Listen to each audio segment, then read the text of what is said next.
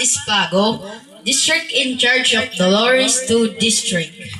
Our active head teacher, Ma'am Roti Tibula, to our hardworking teachers, barangay and EPT officials, supportive parents, fellow graduates, friends, other guests, ladies and gentlemen, a pleasant morning to everyone. Today is our graduation day. We feel proud, for we have satisfactorily completed our first step of ladder education, the elementary education. To our biological parents, to my stepfather Papa Roy and guardians, thank you so much for your love and support for us.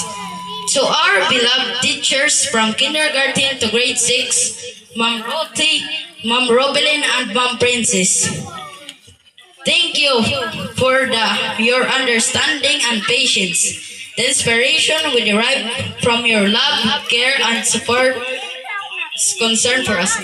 Sorry.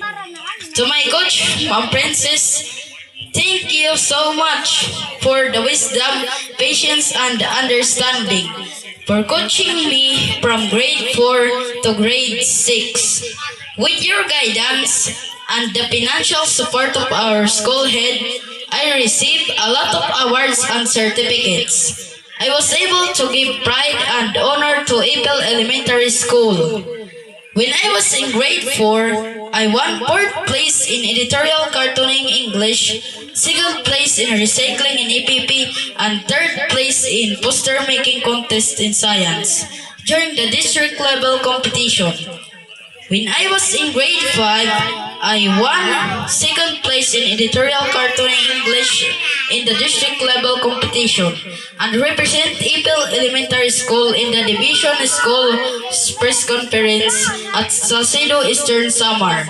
I won 2nd place in poster making science competition and 2nd place in chess competition during the district meet and represent our school in the municipal meet. This time, in grade 6, I won 1st place in editorial cartooning English and 2nd place in editorial writing English category during the district elementary school's press conference and represent our school in the division school's press conference at Canabid Eastern Samar. With brilliance, hard work, and dedication, and the guidance of my coach, and the financial support of our school head, I was able to succeed my journey as a pupil writer.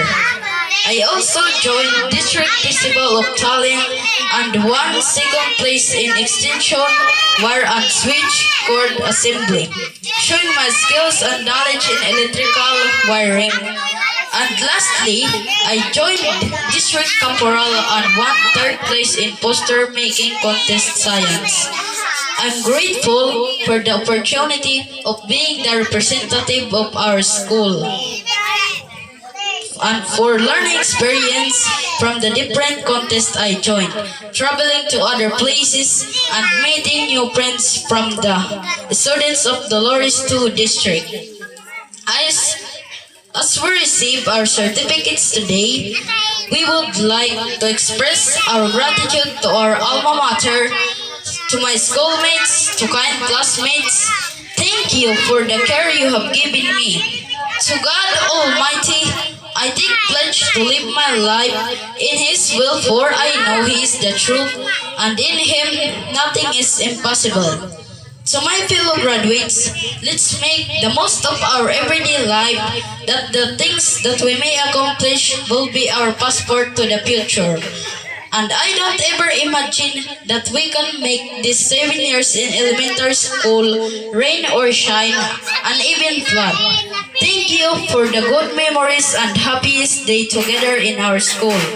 I'm sure it would be an inspiration to everyone through reaching their dream job.